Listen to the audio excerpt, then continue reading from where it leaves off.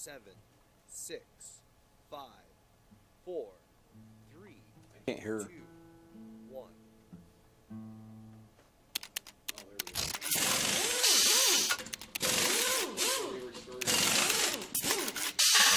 I'll never rinse and repeat. You'll leave me feeling complete. Go away, away, away. You'll make me feel so clean. You'll make me kick and scream.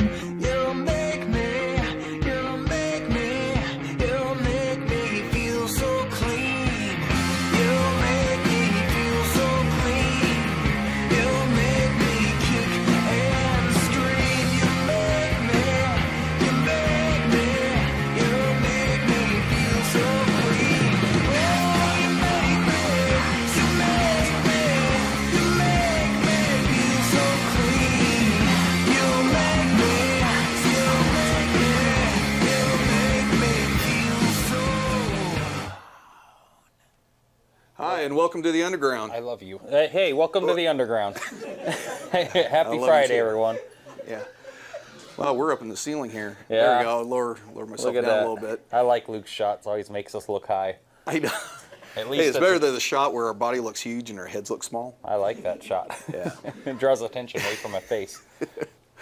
So, welcome to the Underground tonight. Our special guest tonight is Drop D. You got anything? No, it's going to be an old-fashioned show. Lots of calls, I hope. Maybe we can raise some blood pressures and get people to call. Good. Bobby, you want to bring us in? You betcha, brother. Well, eventually it's going to get off of us. Yeah, it's going to be like... Jeez.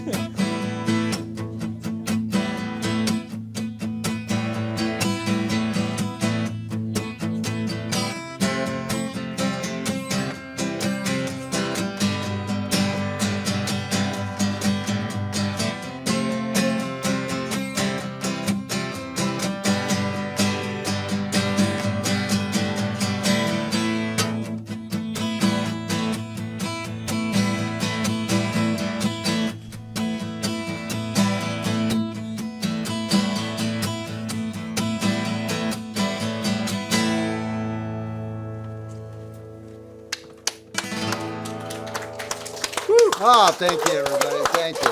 Good evening. Hey, everyone. Oh, already got a phone call. Oh, Look at that's a that. good Old-fashioned. Might be a debt collector. All right. I'm not here. You can answer it? Yes, sir. Hey, caller, you're live on the air. Hey, what's up, you goddamn beautiful people? How are you? Is this Mitch? Doing great. What'd you call me? Who is this? Is this Mitch? No, this is Kevin over in Montucky, man. Oh, Kevin. Oh, how are you, man? In Hey, Montucky. doing pretty good. Doing pretty good. I got a beer in front of me this time. Good man. You know, this isn't the drunk show, though. What? This isn't the drunk show, but I'm glad you're watching. That's crazy. You got more than one. Yes. Yeah, we do the Underground on Friday nights. Now I'm confused. So what do we do on this one here? The same thing. It's a little bit cleaner. You'll have to watch your language a bit more, but, we still kick back, have a beer, watch us. Yeah, call in with a topic if you want. There's still some drinking, but no excessive. Stump the Gomez? No, that's the drinking show. Oh, man. well- I don't know what to do now. I won't take a shot if I get it wrong, but I guess you could ask if you want. I thought I had this all figured out. Yeah, that's the other show.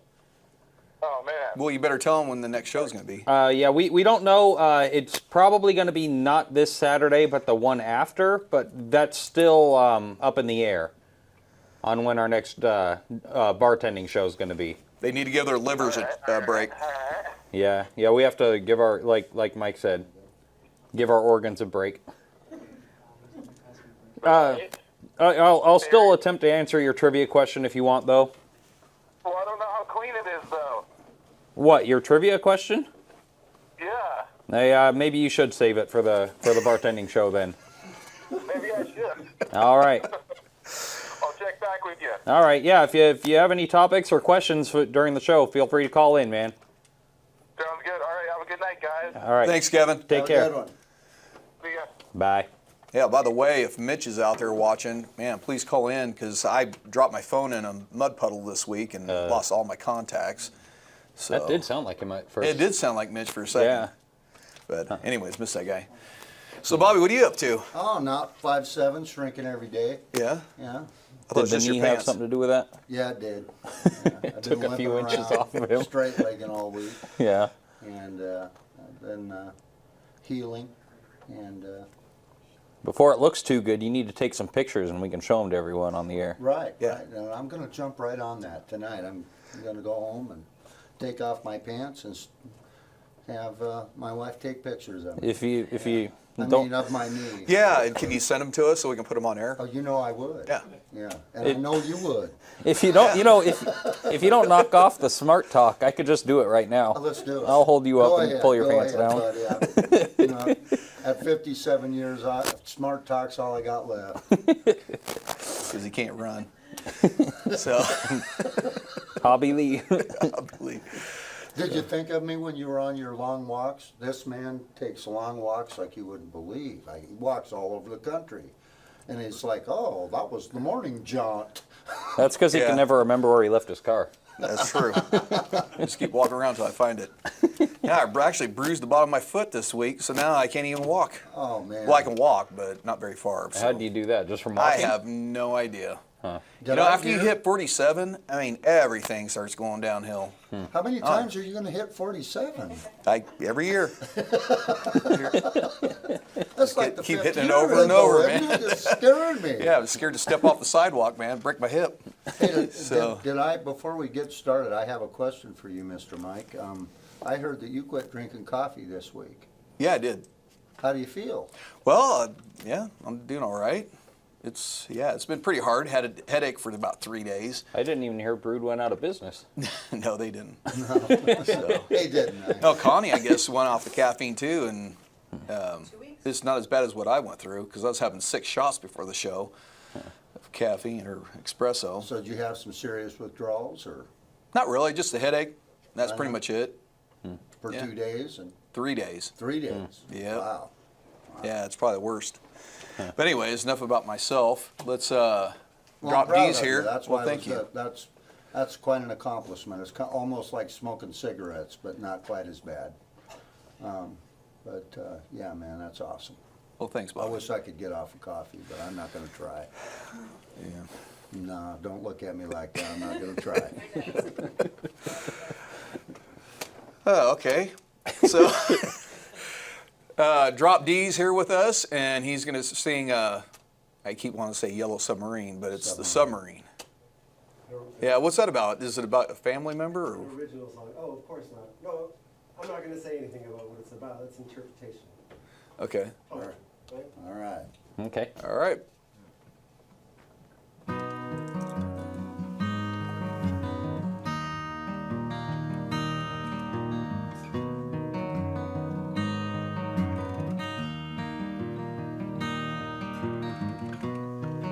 When I washed upon the shore, I came up wanting more.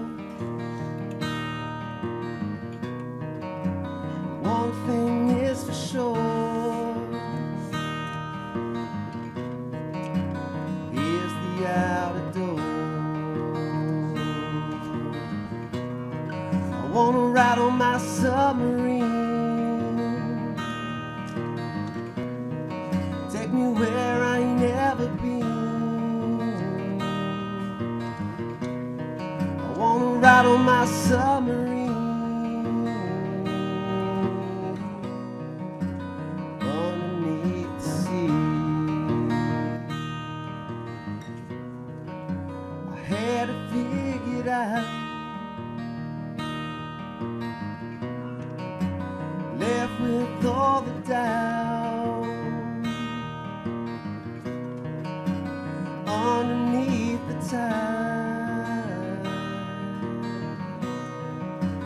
Take a look inside.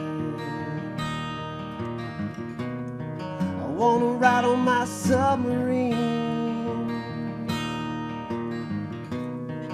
take me where I ain't never been. wanna ride on my submarine underneath the sea.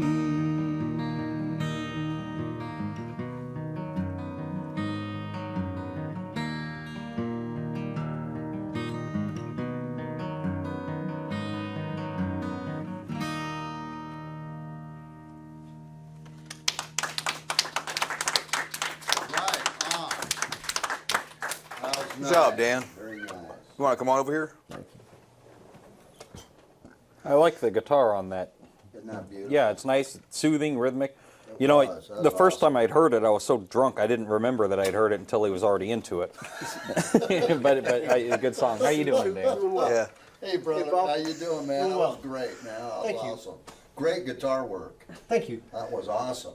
Yeah, I Which- just I was kind of nervous. I usually get my nails done. I go to the salon and pay the nice lady. She charged me about $12-13 to do the thumb and these first nails. I've studied classical guitar before, and I want to let it go for a while and just let them. Remember the first time I came on the Drunks 101? Yeah. When my buddy Billy called in, tell that guy Dan he needs to he's got gross nails. And I've dealt with that, I mean, for, I don't know, 8 years now, just because Yeah, I you're grow them right. out, and then I got sick of growing them out. They would break, they were frail, and so I started getting them done, the solar, really strong.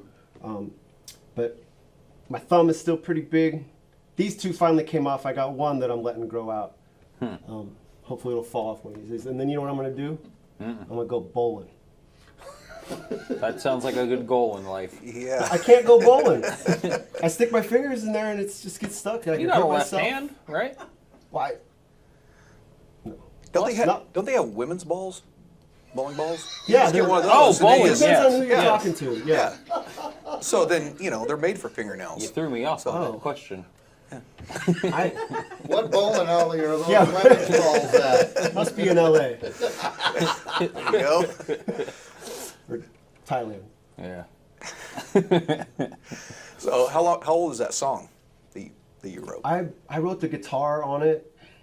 Shucks, like 6 years ago, just those three chords alternating. But the lyrics, except for the submarine part, the chorus, I'd say the lyrics, I'd made most of them up while I was sitting there, just like I did the first time a couple weeks ago. I played it. So what's the song about? Oh God! I'm Is it just about kidding. Ta- I'm just kidding. No, I is it remember about you Tabitha? said don't ask what it's about. Did you get that? man. Yeah. You know what? It's about I'm not gonna say, but I'll say it's a metaphor for a woman. Tabitha. Tabitha. Sure. Well, Tabitha, please call in. women- Yeah, We Tabitha, need a lot please of dirty call us. laundry on Drop D. Yeah. if she's watching, maybe she's watching right Yeah, now. yeah. She was an entertaining call. I hope she does call. Right. Yeah. I really enjoyed What was her only that call? conversation with her. I did. I did. You enjoyed it too, right? When she said something about the what did she say? Something about she's. What are you wearing? No, I asked her what she was wearing. That's right. She said she just stepped out of the shower. Yeah. Yeah, that was pretty funny. So So you play around town. Yes, yeah, I play. The most consistent gig that I do have is I play every third Wednesday at the Brush Prairie Bar and Grill, out there near Battleground. Every third Wednesday, and I weaseled my way into if there's a fifth Wednesday, I get that one too. But 7 to 10, no cover. They got a $2 beer wheel. They spin the wheel, and whatever it lands on that beer is $2 for the night. Huh. Best pizza in the world that I've ever had. Luke and I have tried their breakfast pizza on a number of occasions, and it's expensive, but it sounds funky like breakfast pizza, but it's really good. yeah, what's on a breakfast pizza? It's country gravy and sausage, tater tots, like fried eggs. What else on it? Peppers and onions. I mean, it's greater than the sum of its parts. It sounds like deplorable, like ugh. What time breakfast did they pizza. start serving that? But I don't know if it's all All day. day, or I not. believe. Yeah, All just day? from the moment they open, I believe it's all. It's all spendy. I mean, I it's, love gravy. It's damn near $30, but it's good. Yeah. But yeah, they're one of the nicest places to me in terms of consistently booking me. I've been playing at the South Pacific Rum Bar and Grill up the street from us, but they're on hiatus from having the consistent live music that they did have. So I'm just kind of waiting for the phone call. That's not your fault, though, is it? Oh, I don't think so. I don't know. No, I don't, maybe. One would hope Maybe not. I said something wrong and I didn't catch it. I tend to do that. We've noticed. You have what I do. No, nothing. We have a lot of video of you on the Bartending 101. That's A awesome. lot of blackmail material. Yeah, I'm never gonna run for office, so maybe if I ever have children, you'll be like, we will show the kids what you used to be. Because I don't know. Yeah. We're going to be rich. No, Dan's been a good guest. Been recently getting involved and coming in. And Well, this is a blast to sit here with everything going on. I mean, I never thought in my life that I would be sitting here on a talk show, public access TV. yeah, I didn't even know what to expect when I came in for Drunks 101. yeah. I didn't even think, I thought I was going to play a couple songs, Well, hang out on the sidelines, maybe. But to you be guys, fair, none of us knew what to expect for that. That was our first show, It was a good time. And I should clarify, we're not technically public access. what do we call it? What do I call YouTube it when streaming? Well, we're trying to get redesignated as a Yeah. public access provider. Yes. So we're working our way back to that. The city's trying to come to a conclusion on how they're going to help provide for the public access to be able to stay alive and be successful. So are they watching this right now going, Well, they might be. Yeah, it's possible. Yeah, Scrutinizing? possible. Yeah. Yeah. So try and put your Yeah. best foot forward, because this is Yeah. evidence. And you got to sing real well tonight. and I'm recovering too. 'Cause From last what? week, Oh, that's last right. Your week vocal I had, cords. Yeah. yeah, no, it turned out, I think, He I karaoke think- too hard. No, that was the excuse that I gave myself because I had karaoke pretty hard the night before. You know how you get. Yeah, I really I get involved don't with my know. karaoke. Yeah, well, you try songs that you're not familiar with and you just start screaming and yelling. You don't care. But I think it's allergies. I think my allergies kicked in and the sinus, throat, because it's gotten a little bit better as the weeks gone by. But I'm just going to wait and see. It is easy. I mean, if you have the combination of the liquor and the karaoke, I mean, they you can overdo it. Yeah. Dehydrating. There's You got to time- stretch beforehand. Oh yeah, How's this that? time this one time I was trying to do Michael Jackson's "Beat It" to karaoke, and I was just drunk out of my mind, and I ended up slipping and pulling a groin muscle, and I was so intoxicated I don't remember whose groin it was.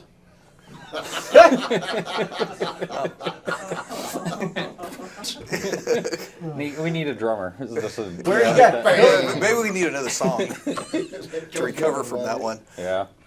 I know. I like to sing when I do my shows. I like to sing the Britney Spears song "Hit Me, Baby, One More Time," and I went to sing it at karaoke. Someone said, "Well, sing the Britney Spears song that you sing," but I sing it in A minor. Well, actually, I sing it at A flat minor because I tuned down a half step. And when I got to the karaoke and I'm looking at the screen, it says C minor, and I'm like, "Oh crap, oh crap!" And I sang it, and it was fun for me. But the whole audience, nothing. The people that I showed up with, I heard some golf claps. But and they were, all the other karaoke people, they were getting into it. Like, they do a good job, but no, for me, I got nothing. So, Yeah. I gotta ask. I have no idea what the A minor C minor means. So from A to C, there's just a distance in half steps on the frets of the guitar. And so at A flat to A to B flat, B to C. So I was basically 4 frets away in terms of key. So it's just it was a huge range jump for me to try and work with because my range doesn't really jump, isn't very big. Could you show me an example, Bobby? Yeah. Just so I can hear it, because I guess I don't get it. Can you play that song, Britney Spears? No. Okay. Can you dance to it? That's A minor. Okay. Okay. Let's see, C minor is. Where's C minor? 3rd fret, bar it, 3rd fret. but bar. minor Minor. to there. So I had to jump the universe of my voice up that many steps, which Oh, is man. big. Dude, that's it's a big huge. deal. That's yeah. huge. So there was parts where I was like, you could tell you're supposed to go way up, but I had no. You no had to pull a gauge. Michael Jackson to pull that off. I had to pull a Adrian. There it is. I heard Luke can hit those high notes. Involuntarily. When he slips in the shower, he does. Yeah, we You gotta the goose him. shower. You gotta goose him first. By the way, Luke's one of our camera guys. Yes, he Yeah, is. and He's, co-host of the he co- bartending show. yeah. He is the awesome. Yeah. Yeah. Maybe we get him to sing on Bartending 101. Or this show for He lucky. could use my Oh, yeah. guitar right now if he wanted. Yeah. He's walking Oh, out. I think he just blushed. Well, can you sing us that Britney Spears song? I would love to. Oh my gosh, thank Are you. Wait, Yeah. is that a Yeah. Right now? Yeah, let's Oh, do Yeah, it. sure, there you go. Yeah. All right. Hey, if anyone wants to call in, request something, or if you think it's gone too long and want to ask Dan to stop, call in. Phone number's at the bottom, but 360-693-7544. 7544. Eventually, they're going to get it off of us. 7544. There we go. 7544.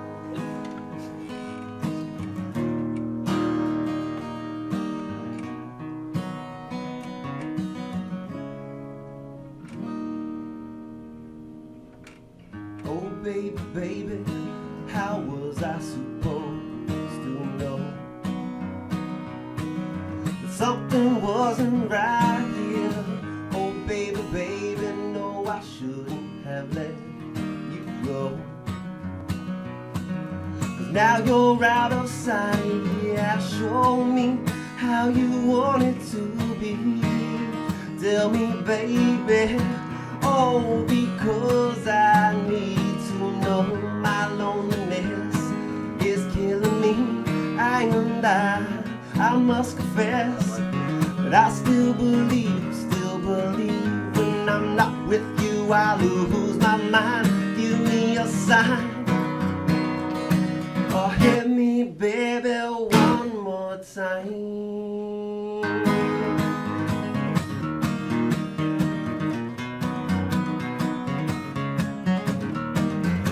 Oh baby, baby, the reason I breathe is you. Girl, you got me blinded. Oh baby, baby, there ain't nothing I wouldn't do. That's not the way I planned it. Show me how you want it to be. Tell me, baby, oh, because I need to know my loneliness is killing me. And I must confess that I still believe when I'm not with you, I lose my mind. Give me a sign, or hear me, baby, one more time.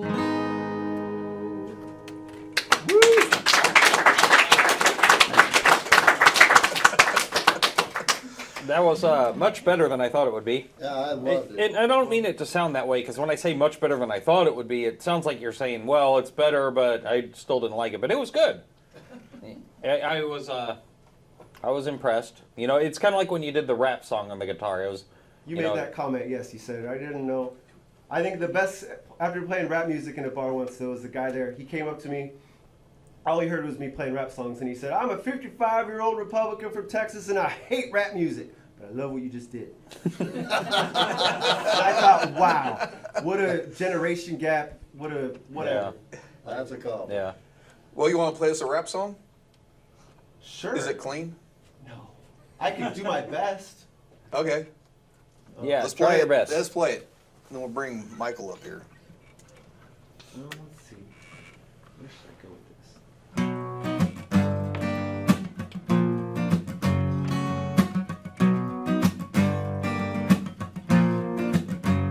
Hello, I wish I was a little bit taller. Wish I was a baller. Wish I had a girl that looked good cause I call it. Wish I had a rabbit with a hat and a back, a 6'4" Impala. I wish I was like 6'9" so I can get with Leo. She don't know me, yo, she really fine. You know I see her all the time, everywhere I go, and even in my dreams I can scheme a way to make her mine. Cause I know she's living fat. My boyfriend's tall and he plays ball, so how am I compete with that? Cause when it comes to playing basketball, I'm always last to be picked, in most cases never picked at all. So I just sit up on the wall, or kick it up in the bleachers. The rest of the girls who came to watch that man ball. Dang y'all, I never understood back while the jocks get the fly girls on me, I get the hood rats.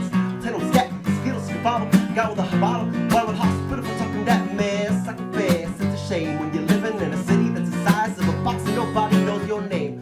Glad I came to my senses, like quick, got sick to my stomach. Oh if I come, I thought to me I heard together, right? So when I asked her out, she said I wasn't the top. I wish I was a little bit tall.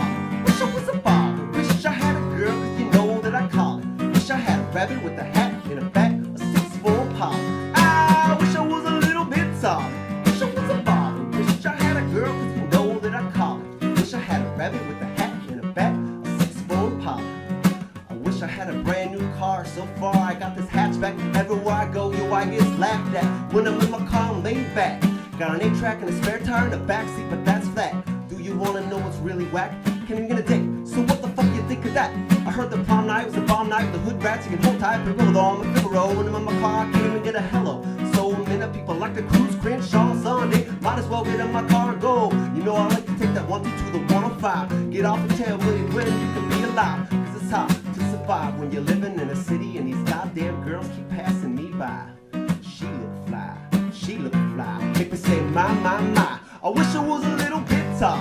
Wish I was a bottle. Wish I had a girl, cause you know that I call it. Wish I had a rabbit with a hat in a back, a 6-foot pop. I wish I was a little bit tall. Wish I was a bottle. Wish I had a girl, oh man, I call it. Wish I had a rabbit with a hat in a back, a 6-foot pop. I wish I was a little bit taller. Wish I was a baller, y'all. I wish I was a little bit taller. Hey, I wish I had my day, cause every day it'd be a Friday. And you could even speed on the highway. We could play ghetto games, name the kids ghetto names. Little Mookie, Big Al, Lorraine, and so you know that's on the real. Cause if you're down on your luck, then you should know just how I feel. Cause if you don't want me around, see I go simple, I go easy, I go Greyhound. So hey, you, what's that sound? Everybody look what's going down. Oh yeah, ain't that fresh, cause everybody wants to get down like that. I wish I was a little bit tall. Wish I was a ball. Wish I had a girl that looked good, cause I call it. Wish I had a rabbit with a hat in a back, a 6-foot pop. I wish I was a little bit tall. Wish I was a ball. Wish I had a girl, cause you know that I call it. Wish I had a rabbit with a hat in a back, a 6-foot pop. I wish I was a little bit taller. I wish I was a baller, yo. I wish I was a little bit taller. I wish I was a baller, y'all. Oh my God, that I remember in 1994 when that song came out. It Oh, was that's just the awesome. hit. I think whenever I play that at bars, people I see some every once in a while. I'll see someone go, "What?" Like once they hear the hook, they're like, "What?" I That was awesome. I got to give you thanks because I was over here watching Bobby while you were singing that, and that's the happiest I've seen him Yeah, since he he never got laughs. Tanya Harding, man.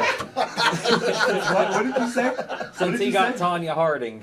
Oh, so I got a buddy that works at a You bar. need Jeff Gahuli or Drop D, come over here. Galooly, yeah. Got croggled. Larry, you've seen Misery? That was awesome, brother. That was awesome. Thank you. I love that. Thank you. I was fun playing it for everybody. It was good. Hey, caller, you're live on the air. Hi, I'm calling with a question and with a request if I can have both. Is that Tabitha? It is not. Oh, okay. Who is this? My name is Kelly. Hi, Kelly. Hi. So you were talking about chords earlier, and I noticed that your guest's name was Drop D. Is that in reference to a chord? It's the name of a tuning. It's just when you take the E string, put it down to D. But I used it because when I first started playing rap music on the acoustic guitar, I had this dream of a concert that I'd play with thousands of people, and the first thing that would happen is the bass would just drop. And so, like, that's the first thing you'd hear is a boom, like shake the floor. And my name's Daniel, so D. Well, it's nice to meet you, Daniel.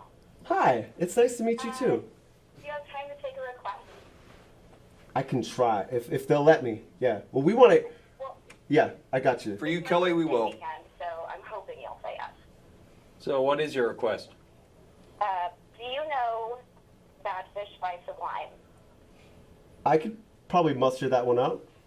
Are you? If you stay on the phone with me and sing it into the microphone, I'll listen. we could duet. So is that a denial, Kelly? You might lose your listeners. Oh, well, in that case, if you don't want to, I don't want to pressure you. So yeah, I could do that. All right. Well, thanks Kelly. for. Okay. Kelly, Yes? we're gonna play. Are we gonna do it right now? I mean, I feel like it's Yeah, almost we'll overkill. play it in a second. We'll play it in Yeah. a second for Kelly. Okay. We'll talk to you a little bit more and then. Yeah, we're gonna chat a little bit. Just keep watching. All right. Thanks, guys. Yeah. Thank you. Thank you, Kelly. Good night, Kelly. Bye-bye. Bye. Daniel. So where else do you play? Do you play at the Brick House? Yeah, I played there years ago. I played there on my 30th birthday. It was great. Great. I got a little gig. Bar was packed. And one night the owner got a hold of me to open up for the Syndicate a couple years ago. Wow. Heard of that band, local Vancouver band, Yeah. Syndicate? And I did a gig. And then over the next year, 16 months, they had me open up for them about a dozen times. Maybe I'm overshooting that number. But I opened up for them quite a few times. And then I stopped getting the phone calls. Probably what I said. I probably said something along the lines. Were you drinking? Probably a little bit. That's probably what it was. That usually never brings more out of me. People that know me, I'm the nicest a-hole you'll ever meet. That's what I know. Wow. I thought that was my job. Being the nicest a-hole you'd Yeah. ever meet. Yeah. Well, You tonight. are. You are. You are. Well, we're glad to have you here. Thank you. It's fun. This is Yeah. fun. I couldn't imagine doing anything else with my Friday night. Oh, right on. Well, I Yeah, could, if but- people want to ever come down here, just, we're down here at the bottom of the beauty school, so you're more than welcome. We start here about 6:30, and you start making your way down here and join the team, and we have a blast. We have audience. Sometimes it's about 30 people. I think that's the max we can get down here is 30. Is it? Yeah. Huh. Yeah, I think we had 30 at one time, and it was pretty packed. Really hot So- too. I mean, all the body heat and Yep. And you couldn't, something like this, you couldn't have an AC, right? Because there's like a sound. well, yeah, but yeah. Besides that, yeah, I don't even know where we would put the exhaust at. Yeah. You want to give the number out? Yeah, 360-693-7544. Give a call if you have a question for Drop D. Yep. And drop. Mike and I are here too, and Bobby. Yeah. We need phone calls. Yeah, we need love, We need love. please. So, Drop D, you want to give us another song? I would Or love to. Yeah, play a Yeah, song for good. Kelly. Bad fish. This is for you, Kelly. And we'll try to bring Michael up here. I wanted to talk to him about, what was that guy's name again, Michael? I was just talking to you about? Norman Dodds. Norman Dodds. Yeah, we were talking about him before.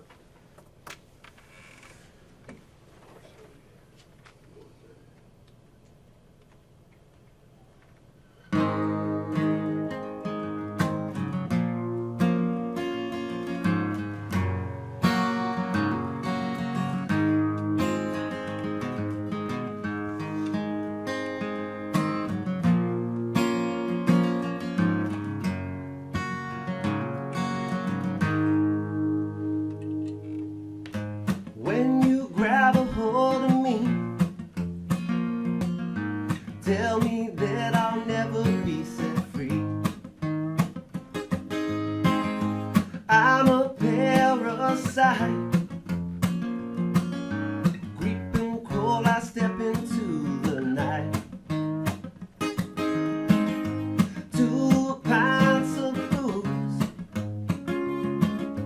tell me, are you a bad fish too? Are you a bad fish too? But I ain't got no money to spend.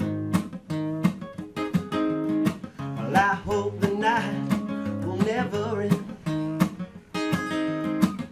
Lord knows I'm weak. Won't somebody give me off of this reef? Baby, you're a big blue whale. Grab the reef when all the diving fails. I swim, but I wished I never learned. The water's too polluted with germs. I dive deep when it's 10 feet overhead. Grab the reef from underneath my bed, but I ain't got no quarrels with God. Well, ain't got no time to get high. Lord knows I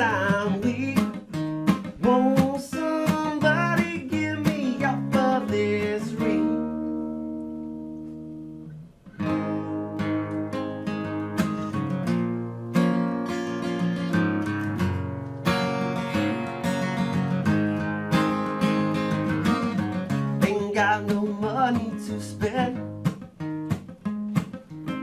Well, I hope the night will never end. Lord knows I'm weak. Won't somebody get me off of this street?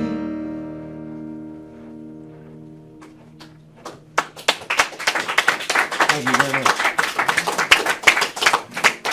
Drop D, why don't you just come over here? We're gonna bring Michael up, and After hearing Bad Fish, I want to hear One Fish, Two Fish, Red Fish, Blue Fish by Dr. Seuss. come on up, Michael. Where do you want me? Yeah, right here. Okay. Yeah, you can sit right there. Well, Good how to are you see guys you, doing? man. Good to see you. Good to see Yeah. you, Michael. So Michael was on the Busting Fear show, and it was quite entertaining, informational also.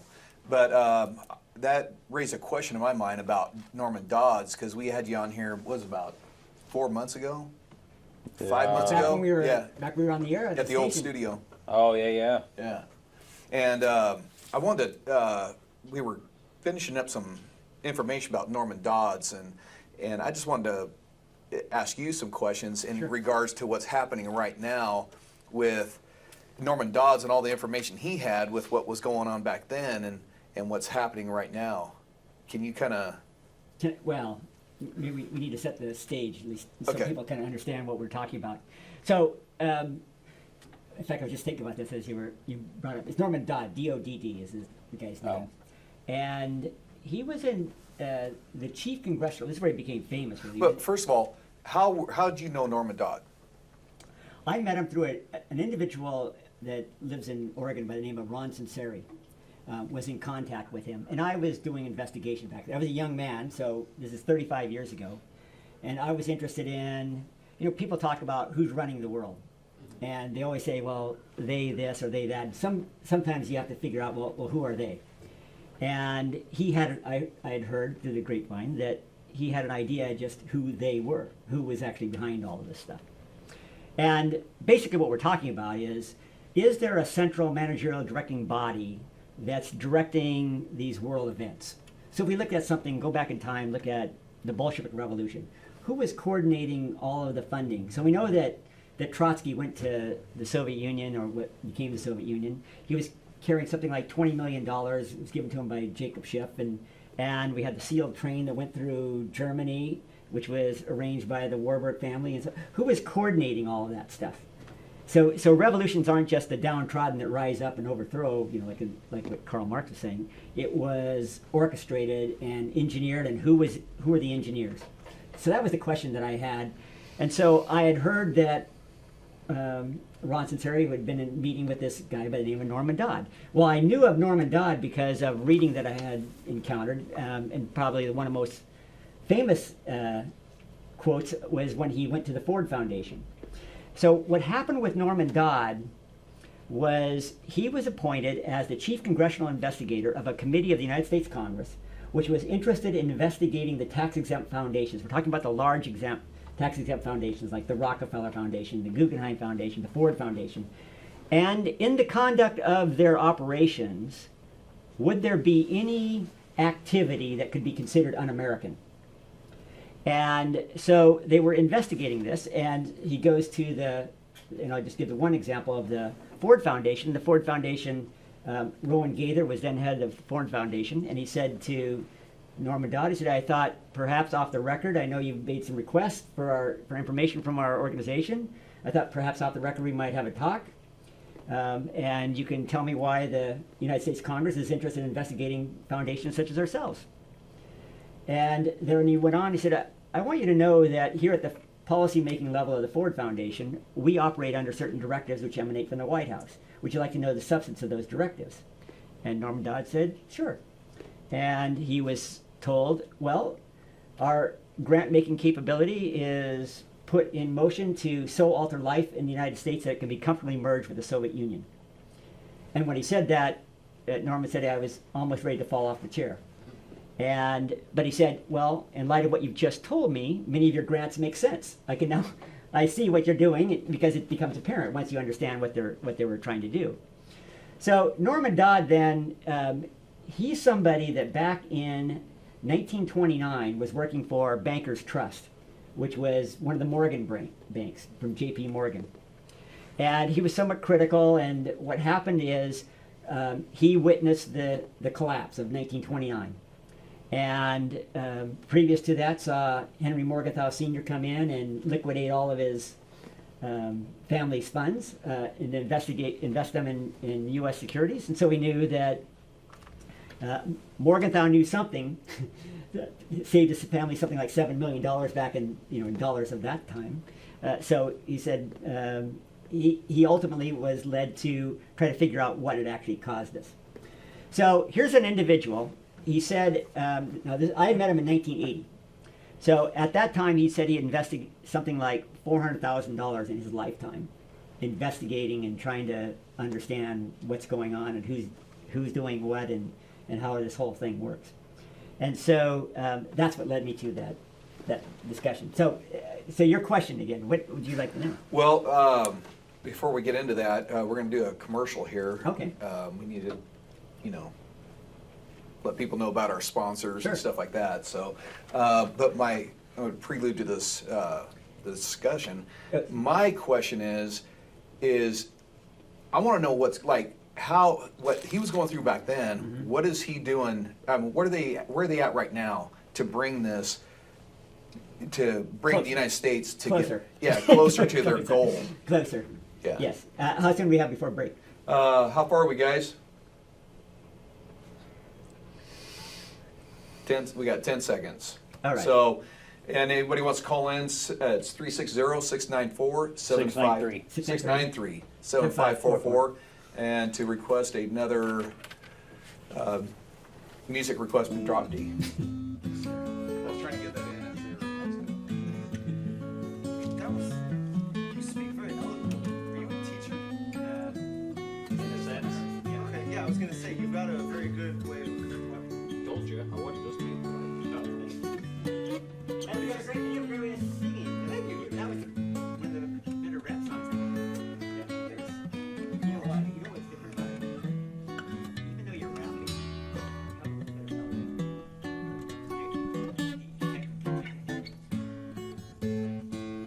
Yeah, to kind of just make it.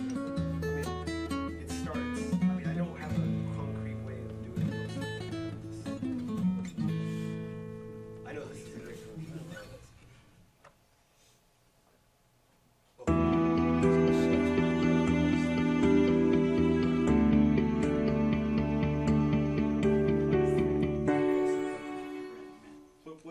What is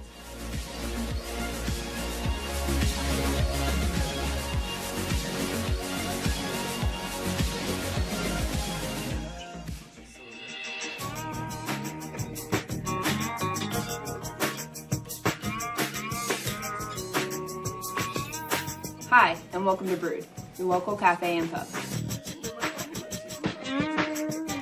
Offering you a variety of services, we have beer, coffee, wine, and food.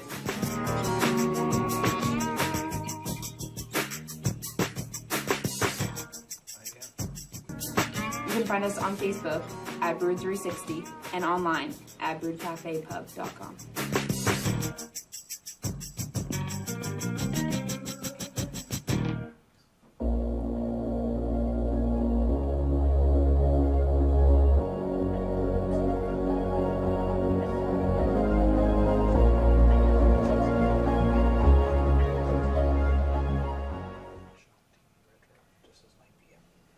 Yeah, that's a new show. Welcome back. Yeah, welcome back. That's a new show. I can't say that. Funk Town. Shop.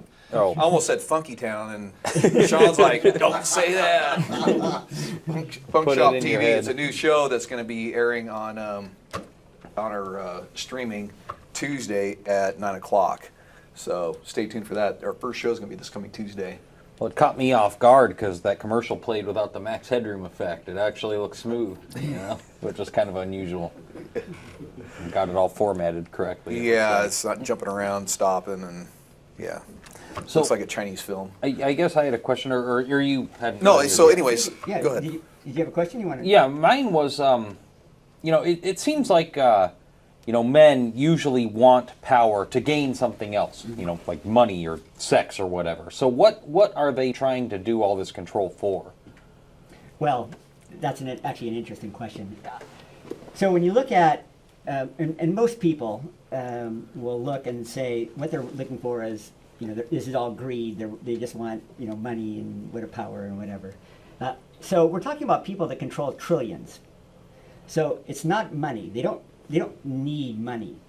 They have a lot of power. I was thinking recently, people talk about this idea of a new world order coming in. The reality is, for some time now, we've had a new world government. We have a central world government. It's just that most people don't realize it.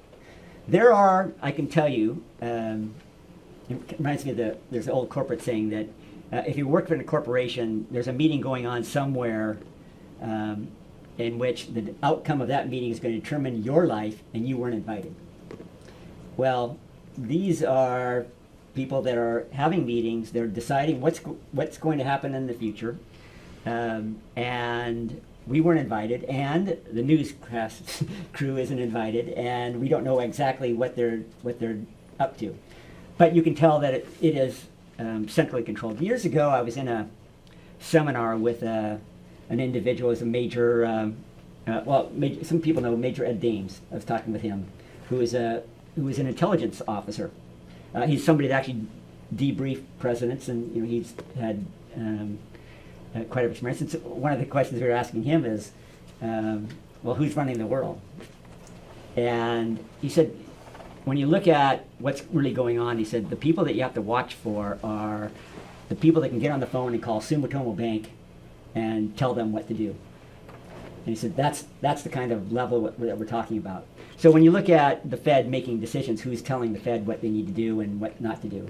If you look at the president, it was nice when we had Reagan in the White House, because we knew he was an actor. And so the question was, who is the producer? Director. And the director, yeah. So who's actually really calling the shots? So now, of course, we have Obama, and Obama is there. And in order to have been there, I believe he had to have demonstrated capability that he was willing to go along with whatever the program is. So that gets back to your question earlier. What's happening, and what's happened in the last several years? A lot happened. So you got to remember, back at that point in time, this is his investigation is going back in the 50s. Of course, he continued to watch what was happening, and he mentioned this.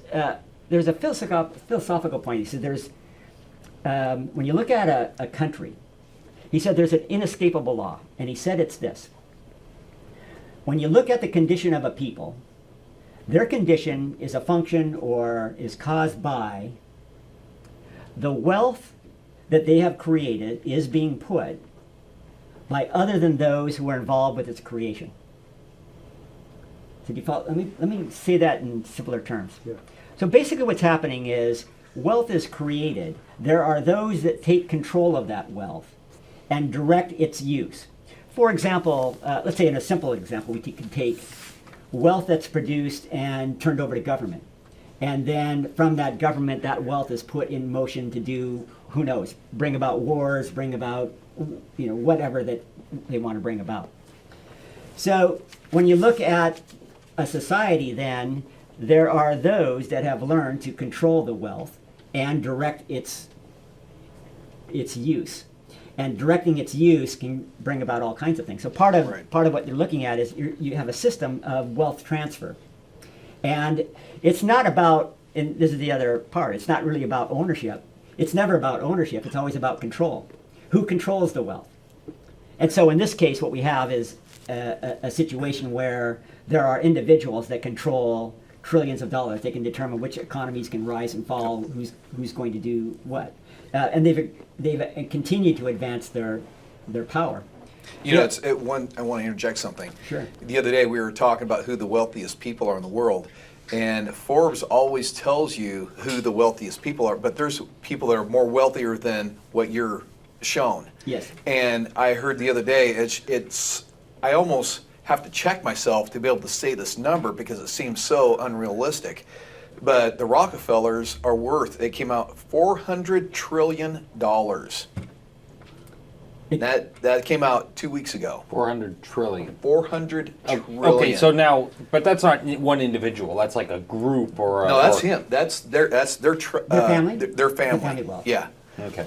And that doesn't include the Rothschilds and everybody else. They're worth trillions of dollars also. Yeah, But it might be, I don't know if it's trillion or billion, it's a lot. Yep, because I remember that at one point the Rockefellers were worth something like 250 billion, and this in is a trust fund. And this is Yeah. going back. We're talking about going back like 50 years. It was worth that. Yeah. And if you looked at it, and which is huge. Yeah. But So yeah, it was the reason why I said that was it was to back you up, saying that it's not about the money. They already have They have just money. They can do money. whatever they want. It's all about control, and that's what I was going yes, to back you up. it's all about control and directing the world to whatever their ends. Now, oh.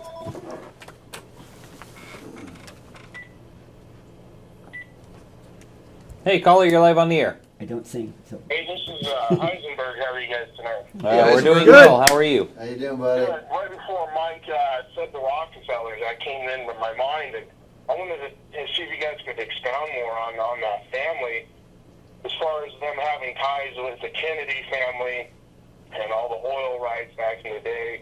And they're also, what I heard is they're tied in with the Chase Bank Corporation as well. I was just saying because that that billions of dollars and how they can have that much and how much power they have behind the scenes of things. Okay. yeah, well, that's true. David Rockefeller, who's probably the head of current head of the Rockefeller. Okay. Okay, Is there any other questions before you hang up? Was that it? I think he hung Okay. up. Okay. Yeah, so David Rockefeller, for example, had been the head of the Rockefeller family. He ran Chase Manhattan in the early days, and he obviously rose to the ranks, but he was actually a PhD economist. But of course, his family has a tremendous amount of wealth as well, involved with the banking world. But the Rockefellers, again, I believe the Rockefellers also owe their allegiance to going along with the system. David Rockefeller was, you go through history, he was actually quite visible when you look at organizations like the Bilderberg and the Trilateral Commission, some of these other organizations which brought together the world elite. And I want to say semi-public because people know who actually attended those meetings. David Rockefeller was the head of, and was actually the founder of the Trilateral Commission. So he's been involved with this idea of creating this new world order. That's been his mission in life. Now you got to remember that also, these are people that are tools in the game that realize that, or let's say players in the game. Let's use that word. Players in the game on let's say a 200-year mission. In other words, they're not thinking about, this 5 years, but they're looking at long term. Yeah. Where are we taking? Yeah, all their plans are. They said they have 100-year plans, 200-year plans, and even up to 300-year plans. And that's true. So they're looking long term. And the question then is, what are they trying to create? They are trying to create. It's funny, and Carol and I get in these discussions about, are these people just psychopaths? And I believe that and I always try to get into their minds and trying to figure out how is it that you think and what is it that's motivating you. I believe they actually believe, and this could be a warped perspective, but they believe that they're creating a better planet. And they believe that a better planet would come about if they run it.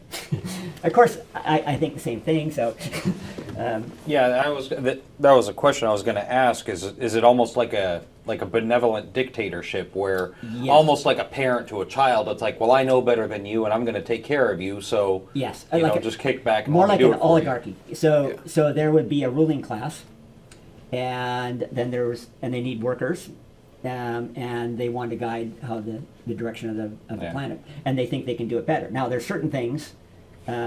We have some major crises. One of their number one agendas is dropping the population down. I can agree with that. I think we do have a. I think especially everyone- I was looking at the traffic earlier today. You know, Yeah, well, I think everyone has had that fantasy. If I was in charge, I mean, I look at Africa and think, man, if I just went over there, and took control, I'd have that place turned around. You Yes. know, desalination plants and Yes. fertile crops, and Yep. I'd turn that place around. I mean, everyone probably has that fantasy. If I was in charge, this would be Yeah. a better place. Yeah, so if we could only, in fact, I did, when I was a consultant, I was working, in fact, when 9/11 came, I was teaching a class at Los Alamos National Labs for people that build nuclear bombs. And I was thinking, if I could have control of that lab, just think of what you could do. I mean, Yeah. I don't need bombs, but they had scientists there that could just do anything. Yeah. So there's things that I would do. Of course, I would say I'm for population reduction if I can choose who who we reduce. But they have an idea that they believe, and I think it's also there is a mentality that you might think of in terms of it's described as the divine right of kings. In other words, they almost believe there's they have a divine purpose that they're destined to control and run the world, and that's part of that's drilled into them. Right. So the question is where we're at today. It's interesting. Back when I was a young man, I was looking at our future. I was thinking in my lifetime we're going to see this country go communist. Because Some people are saying it's already there. yeah, well, if you look at go through the 10 planks of the Communist Manifesto and then look at what's been happening in, Oh, yeah. in our country. That's one thing that occurred to me a couple months ago was like, now we're kind of thawing out on our relationship to Cuba and starting to normalize relations and open up trade again. And it's like, now, is that because Cuba's changed or because we're more in line with the communist mentality? more It's in like, line with them. who changed? Yeah. Did Cuba or did we? Well, it's funny because even years ago, if you pull the 1932 Democratic and Republican Party platforms, and then pull the 1932 Communist Party platforms, and you'll find today both of them are closer to the Communist Party platforms than they were to even theirs. So over the years, we've drifted. Now, I think that's somewhat of a dangerous trend, but that's part of we have a long ways to go now, and that's a whole other discussion. Yeah. Well, now they've talked about, they've caught a lot of these scientists falsifying records, and like the climate control and global warming, they've actually found out that these guys had falsified records. Yes. They won't sign their names to it. Well, if it's that accurate, if you're saying this is happening, how come you don't sign your name to it? Yes, And they won't sign their names to the document. Yeah, they say that there's a consensus out there. This is consensus Yeah, now it's a science. consensus. It's not a But fact. when you look at the scientists that were actually present when they first started looking at that, there really wasn't a consensus. There was a few Yeah. that followed. And there are also some pretty knowledgeable climate scientists that actually think we're headed toward an ice age. Yes, and they will actually sign their names to the documents. Yes, and so you look at where we're going, and it's actually kind of an interesting thing. And again, when you look at something like that, the question that is interesting to me is who's benefiting. When you look at climate change, and you look at some of the individuals that were involved, and you see them involved with, again, the Rothschild families, and what is it they're pushing? Why was Al Gore pushing this whole thing around climate? What was it? What's behind the scenes? And I know that when you get into carbon taxes and other things, there's some big. We're talking about trillions of dollars of finance, and again, it goes back to this idea that we can control wealth, and it becomes another vehicle. And so sometimes we have science, and unfortunately, we have to go back to what is it they're doing. But what we thought, it's obvious that they're controlling wealth, and how wealth is put, but they're also controlling science. And I can tell you, I know that there's free energy devices, and I know that that's been suppressed. And I've seen people, and I've talked with these people that have been up against that. I know that there are certain things in the medical world that's been suppressed, and so they're controlling they're controlling science. They're controlling, and one of the things that I think is also very dangerous is they're controlling teaching of history, and of course the Not education to in not general. interrupt you, but They've changed. I've noticed in the last probably 5 years how they've just totally manipulated history. I'm hearing some stuff coming out of people's mouths. I'm like, how do you know that? Well, I heard this on TV and heard this and that, and I've done studies. No, you're just parroting what these guys are telling you. I mean, it's dangerous. It was interesting and completely altering history. I like to give this example. This goes back to Norman Dodd. One of the things that he said. Now he was a young man. He was educated at Andover, and which is a private school for kids. And what he had as a history professor, or I guess teacher back then, was the teacher would give them an assignment. And they'd have to go to the library, and they'd have to look up 2 references. And so they're studying some historical subject. And the teacher would have them look up 2 references. And he would go in and he'd look up those 2 references, and he'd read them, and they'd contradict each other. And that was the education that he had. Wow. So now he's growing up and realizing, if I want to understand what's really going on in the world, I'm going to have to use my head. I'm going to have to sort out what is and isn't. You think about events that have occurred today. All right, so there's a controversy around 9/11. Was it an inside job, or what was going on, and why did World Trade Center 7 come down when nothing ever actually hit it? Right. We can go into that. But the interesting thing is, what's going to happen 80 years from now? How are they going to perceive 9/11? What's going to be the story that's covered in the school books? In other words, they're not going to get into the controversy. And that's what we really need to get our children to realize. They have to understand is that when you start looking at history, they have to become investigators. Right. They have to start looking at, what do I know, what happened, and if it did happen, was that important or not important? And of these things that happened, what else are they not telling me? Right. And so you have to pull all of that together to try to get a good idea of what's going on. Yeah. Be analytical. Listen to both sides. And I don't want it to go into a climate change debate, but I guess I'm going to go ahead and be devil's advocate. Sure. Like you said, it's not a consensus, matter. The facts are what matter. Right. But the one thing that kind of freaks me out is, like we said, a consensus, and 90% of scientists, even if not all of them are willing to sign their names to it, if 90% of them are saying that climate change is real, that kind of worries me. If 90% of doctors told me I had cancer, another 10% didn't, I'd be kind of worried. Yes. Well, remember this, voting never determines truth. Yeah. It only defines majority opinion. Yeah. So what we really want to figure out is what's really going on. Yeah. I don't know how consistent that consensus is. And I've listened to some lectures from some pretty brilliant guys. Even the founder of the Weather Channel has got a great video. I don't know if you ever run across it. Trying to give another perspective. My interest, though, is I'm interested in how science evolves. And one of the interests that I have happens to be how science breaks down.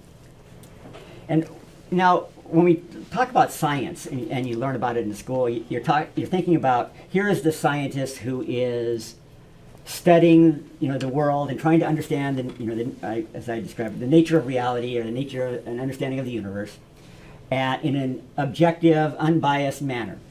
But the reality is, when we talk about science, it's actually perverted by, we have economic interests, we have political interests, we have religious interests, social, and we have ego interests and social interests. So we have all of those other things that come together that create, an issue. So one of the things that I worry about sometimes when you get into, let's say, climate study, is why are certain people getting funding? In other words, just through funding, they can direct the outcome of what it is they want you to know, or what they want you to believe. In fact, that goes into our topic of, I was talking about yesterday in terms of, or earlier today, was the control and perceptions of people. Mm-hmm. So I get concerned then is, when we look at science, you have to start looking at, just like that when we look at a study, do the scientists involved with a particular study have any economic ties? That's pretty obvious, and now people will call that out. But they sometimes don't see all of that, and they don't sometimes know, well, it's not just economic interest, but it may be, if you want to stay in this university, you're gonna go along with this line of thinking. Caller, you're live on the air. Hey, Adrian, this is Jesse. I'm hiding out in the back. Hello. So I thought had point something out that I thought was kind of interesting. I forget who the quote was from, but there was a famous quote that has to do with this topic, and it's, history is written by the victor. So in this sense, I'm thinking that, and I'm pretty sure Michael probably kind of agrees with me in this sense, that the ones who are in power are the ones who are victorious. They're the ones who became the victor, and they are the ones writing history. They're the ones changing the way we perceive the world. Yeah. Would you say that's true, Yes. Michael? Yes. It's, well, obviously we look at, if we look at World War II, and we get the chance to rewrite history to our image, basically. But it's also not so much, think of not just political countries, but there's people in power. So for example, I'm concerned, we're talking about the tax-exempt foundations, and now we have, of course, the Gates Foundation, which is one of the largest foundations that's ever been put in existence. The Gates Foundation is now talking about helping with, the Common Core and helping rewrite History. how we teach history. Yep. And that, I can tell you, is destructive. And by the way, that tells me you can just follow the trail, follow the Gates Foundation, what they're doing, and you can tell that Gates has been bought.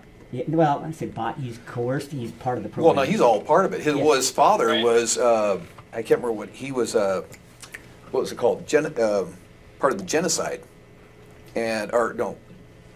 Eugenics. Eugenics, that's what it was. And now you wonder how Bill Gates got his money to start. These guys don't get that big without some type of help. I want to. Which begs this final comment before I go. Was the with all this going on, with all this thoughts about what's happening behind the scenes, my final note for like just anyone who's maybe watching would be, look into it, just try to see what's going on, not necessarily, buying one side or the other, but just get educated and find out for yourselves. Yeah. No, I would agree. I don't think anyone could really disagree unless they have something to hide. Yeah, I think I would say you dig into it. You're going to have to keep an open mind, try to gather facts, try to understand it, but try not to also let it overpower you. Right. In other words, keep your balance, and as you get into it, don't let it depress you. Just realize this is the way the world is. We're gonna go through this, and there's going to be karmic effects. So anyway, I don't know what long term. Thanks for letting me voice my opinion on the Sure. matter. Thank you, Jesse. To your show. Yeah. Thank you. Thanks for calling. Yep, bye. And so they have other scientists. I want to bring this point up because you're talking about how they manipulate. I'm putting in different words. Yeah. But social engineering, they put a lot of money into social engineering because they're trying to get the masses to go in a certain direction. Yes. And this social engineering, Facebook is one of the biggest things that they use right now to be able to manipulate the masses to go in a certain direction. And DARPA. Yeah, I need to. Yeah. Go ahead. Add to that. It's not so much getting them to. What it's doing is it's allowing to grab data to feed into their algorithms. Well, that too. Yeah. But what I found out here about a couple months ago, what they're doing is they're fixing the statistics. So statistics that you read out there are not actually accurate. Mm-hmm. Where are they getting these statistics? Well, they're probably technically true, but skewed in such a way to make it sound, Yeah. kind of like when you hear, 18 kids die, or however many kids die by gunfire each day, but they don't tell you that they count people under the age of 21 as a child. Yeah, think about that kind of stuff. Just go through somebody's Facebook page and look at how much you can find out about somebody. Mm-hmm. And I actually had the I know Luke's social security number. I'm gonna have to give it out. I had the document. In fact, I promised Mike I'd see if I could dig it up again. But I had the document. It was actually the contract. It was through General Electric, and it was for them to basically do searching data collection on Facebook. So to go through social media, gather data. So one of the things I'll recommend that you don't do don't put anything on your Facebook page that is critical of Homeland Security. If you do that, that's a flag. They'll they'll watch your account. But it's things like that. Are you saying, like, I know people that put, I think it's called cop block, or these just things where they're putting, like, say if I were to put the movie Zeitgeist, say, hey, everyone on Facebook needs to see the movie Zeitgeist. Yes. Would they flag me and go, that guy's trying to? They would know that. Yeah, eventually that goes into your profile. Yeah, they have certain flags that go on, and then you end up or put into a category. And so the more you put up, then you go to another category as a high risk or low risk. But you're put under. I heard this a while ago. They might have changed it, but they put you under a color. Wow. And so you're color coded. So if you find like a red mark on your mailbox, you're going to be one of the guys that they come for when they lock things down. And that is in one of the. Is it in FEMA? It's Homeland Security. Manuals and how they're going to go and pull people together and take them out of their homes and so forth. But I want to bring this point up, statistics. So what they do is they take the statistics because they found out that they can move the masses in a certain direction. So if they say, 60% of the people are not for Obama, all of a sudden they'll change the statistics, say 60% is for Obama, 30% are not, 20% are undecided. All of a sudden, because of peer pressure, it's amazing how many people are still under peer pressure. Right, and that's really heavy during high school in your younger years. But even when you get out of high school, the peer pressure really plays a big effect on the masses. And that's also, things like that. I believe a lot of what they're trying to do when we talk about social engineering is to control you without you knowing you're being controlled. Exactly. And that's actually you're manipulated. That was the part of what I was trying to describe in the earlier program. But basically, that's what's happening is they are trying to control you, and that's ideal. Basically, you'll go along and you're not going to cause any fuss. You just go along with the program, and they're happy. Yeah. Yeah. They said we're a bunch of dumb animals. Yes. As their quote. Yeah, so because we're just like animals. That's how they think of us. Yeah, or like they said, that, like the useless eaters. Useless eaters. Let me ask something. Are they gonna? If any of who you're talking about, if they were to watch this particular show, would the four of us get extra points, extra brownie points? Not me, but probably Michael. You're guilty by association. Yeah, exactly. Well, that's what I mean. We're sitting here talking about it. I disagree with these guys. Keep in mind, Overlords, I was sticking up for the global warming thing. When I was a young man, I'm all for global warming. I love tropical weather too. Yeah. I've been rooting global warming on because I'm always cold. So okay. Going back, I never really got to finish my point. The global warming thing, and I don't want to turn it into a global warming debate, but I'm all for conservation. Yes. It's like, regardless of whether climate change is real, I think we should consume less oil. And to me, it's like I'm in favor of solar and wind just for the fact we're not funneling dollars over to OPEC to people that don't like us. Okay. You touched on another issue. So actually, here's where we're in alignment. So I also believe that. So we want to conserve. We shouldn't be using as much oil, and we should be using. There's clean technologies out there that are, as I said, I know that there's technologies that have been suppressed. But you know what they never bring up? The issue that's really, when we talk about global warming, when they talk about, they don't talk about pollution. Yeah. And we don't talk about the fact that we've got Eskimos that are finding like PCBs in the breast milk, and we're finding, so we have some major problems. But you notice they're never talking about that. No. So they blame it on us, but here they're spraying this crap in the air, and they're finding traces of fluoride up on Mount Shasta. They're saying that we have to do something different, and the whole discussion is all around global warming. Yeah.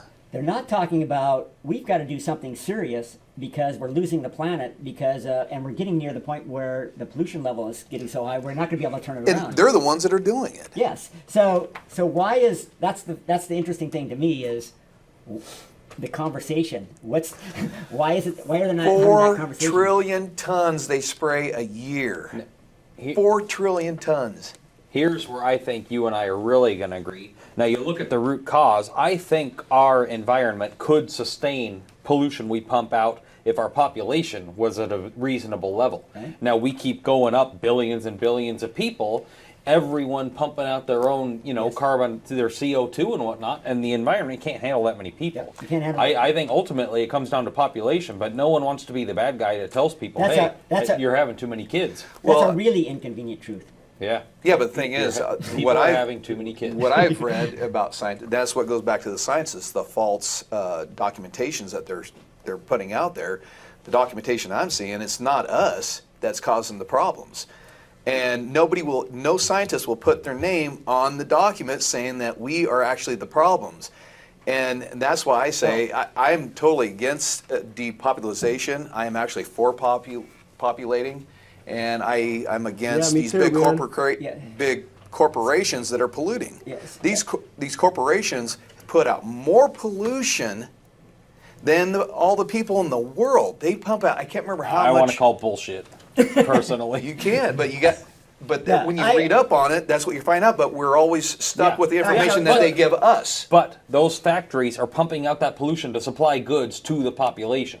They wouldn't be pumping out that much stuff if there wasn't a population that they needed. But I'm not to produce asking them to goods for. spray 4 trillion tons of crap in the air. Yeah, but whatever's cheapest. If it's cheapest for them to produce the most goods for the least amount of dollars, then that's what's going to happen. But that's not where it's coming from. We're talking about the pollution that's in the air. It's causing asthma. It's causing more breathing problems. But it's all from the spraying. And they've actually concluded to that. Because they found the cheapest way to produce the most amount of goods is to use what whatever kind of goods chemicals. are we getting out of the sky? Whatever they're putting. Whatever they're spraying. They wouldn't be doing it for no reason. They're Well, not. They're just look at you know. just look at the mercury in the air, and of course now we're dealing with radioactivity and all kinds of other things. One of the things that see if I can put this in perspective. When we look at variables affecting a process or a system, there are significant and important variables. Significant means it actually does make a difference. It does change things. So what I believe when we talk about some of the man-made reasons for global warming or climate change, I believe it's significant. It's a variable that makes a difference, but it's not the most important. And I believe that there's other variables associated with, like, what's happening with the position of the Earth around the sun, and a few other things that may be Axial tilt and all that. Yeah, that may be more significant. But again, our job is to be proper stewards of the planet. Right. And so when we look at our role, we have to And look proper at, stewards is getting rid of the Rockefellers, Rothschilds, and the rest of those You just got dumb flagged. shits. Yes. Yeah, sorry. flag. Yeah. Yeah. Red dot on your Red dot on your mailbox. Exactly. Right? I probably got 2 dots now. You've probably heard of him, Thomas Midgley. Thomas Mitchell. I don't think I've heard of him. Back in the 20s and 30s, he is estimated to be the single living organism, not species, but organism that has had the biggest effect on the environment. And Thomas Midgley is he developed CFCs for the propellant and aerosols. Yes. And he also developed leaded gasoline. Okay. He did both of those. And so he is estimated to be the single organism that had the biggest effect. And now there's an example where we knew we were starting to destroy the ozone layer, and that was, we were able to touch Yeah, that. but they are. And you say chemtrails. What'd you Well, say? yeah. Well, that's probably But- for... Yeah. Well, the ozone layer. Now, I can't remember who I heard this from, but they were talking about how they were when they were setting off the nukes in the beginning. They tried to actually ignite yes. the atmosphere, Yeah. and that was because that's where the ozone layer hole came from. Yeah. Because they ignited. They were trying to ignite it. Who in the world is that crazy to try to ignite our atmosphere? Well, the problem that we have is we evolve, and the problem is our technology can evolve faster than our consciousness. Yeah.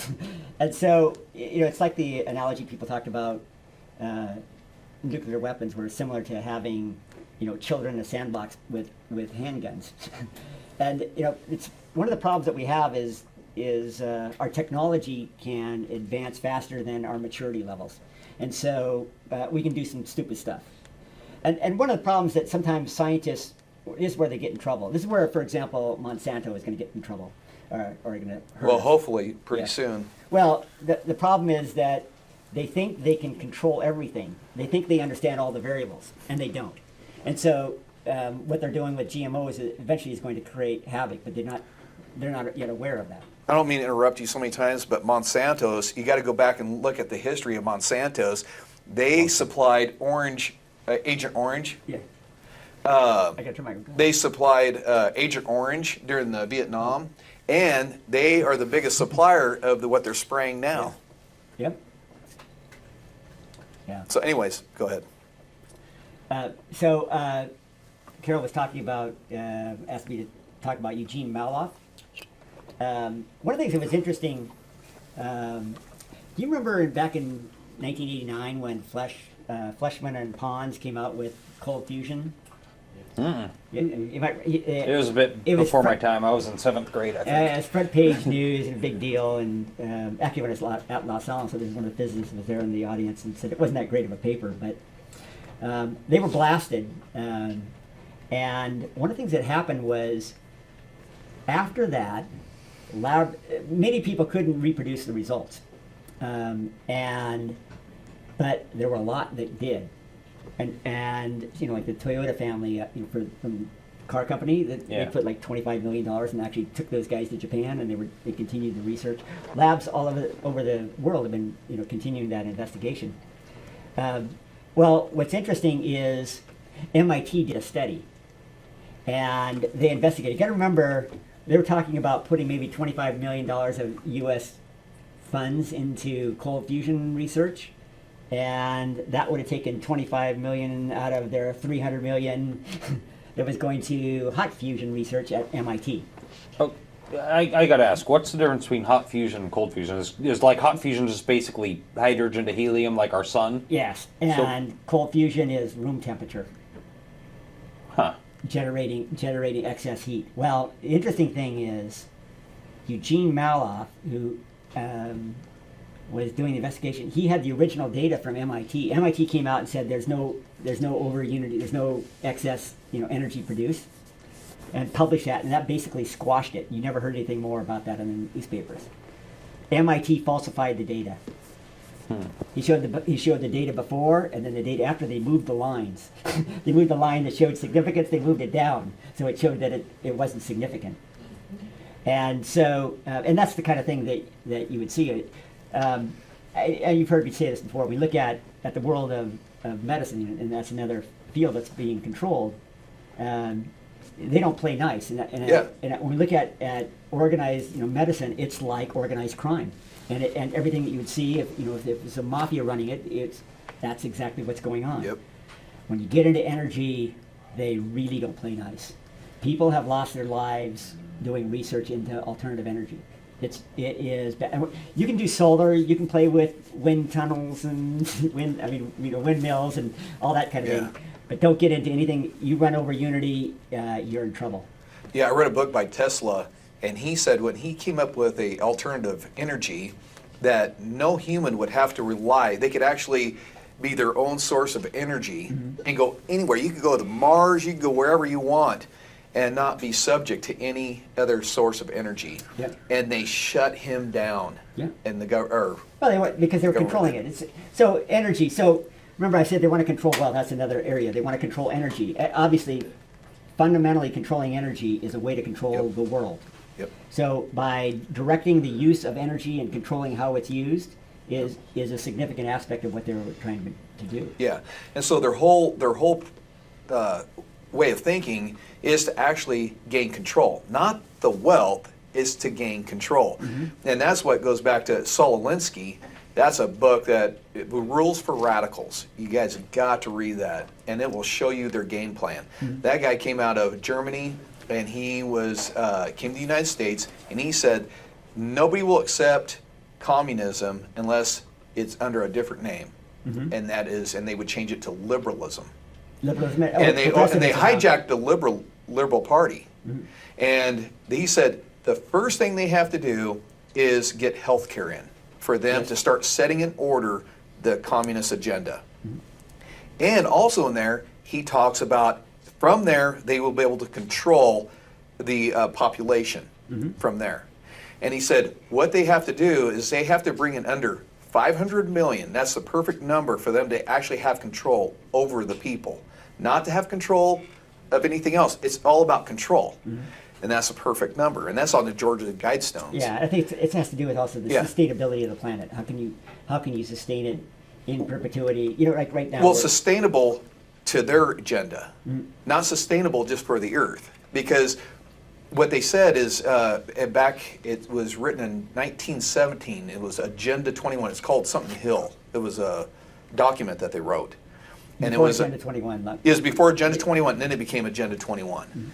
And in that document, they said that they would have to bring the population down, and it would be a 100-year goal to bring the population down to 500 million. And that's what they've been working on ever since. And they're Yeah, trying to and- set an order at You know, Agenda it's a 21. sad thing is because I've, you know, as Adrian and I were talking, you know, I like the idea of reducing the population. I think we need to drive it down, but I think it should be done naturally. Yeah. So, Self-aware. and- unfortunately, the people that are running things have a different idea. They don't believe that we can lower the population naturally, so they want to do it unnaturally. Now they can do it through wars. They can do it through plagues. They can do it through Yep. you know other means. And so that's what's on the I believe on the agenda. Yeah.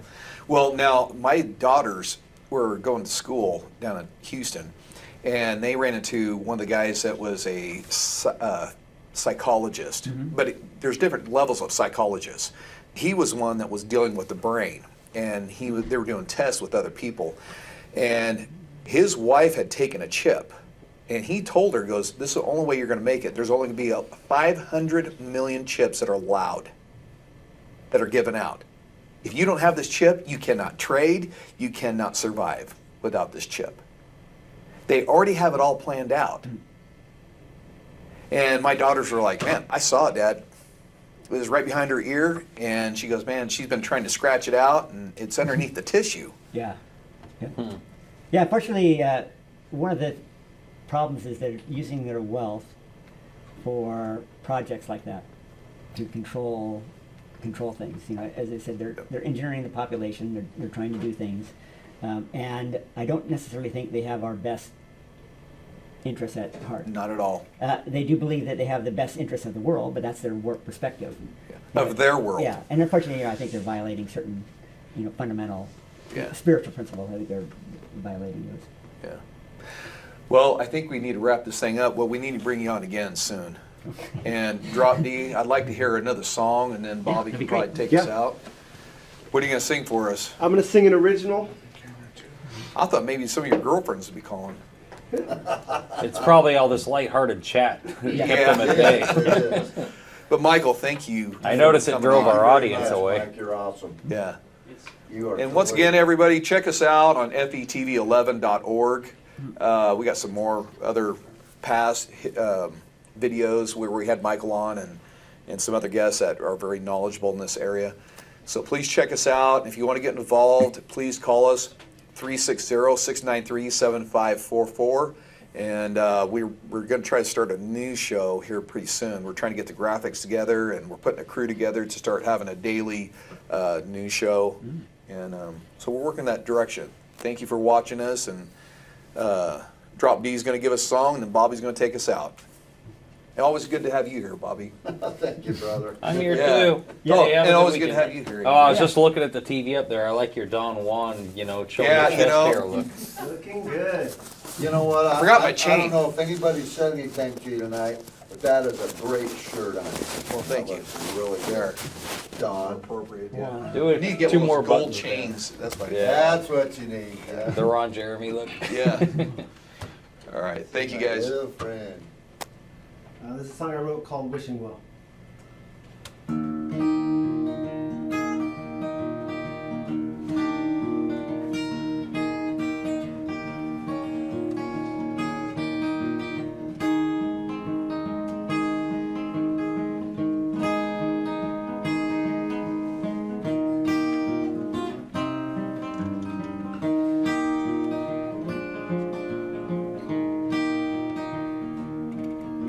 Sitting at the picture show, I pinch myself just so I know that I just made a big mistake. If you cannot see it, friend, soon time will tell. When you're at your wishing well.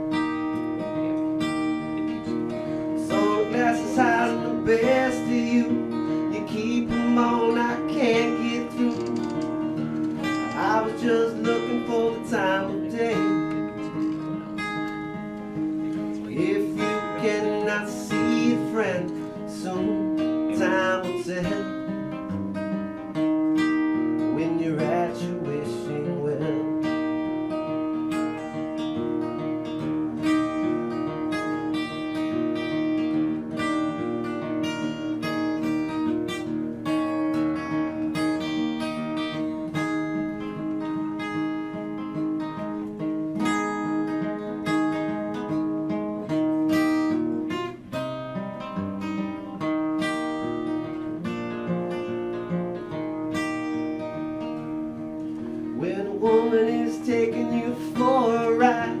Consider this just once in your life. Streets are not meant to be paved in gold. If you cannot see your friend, soon time will tell. When you're at your wishing well. When you're at your wishing well.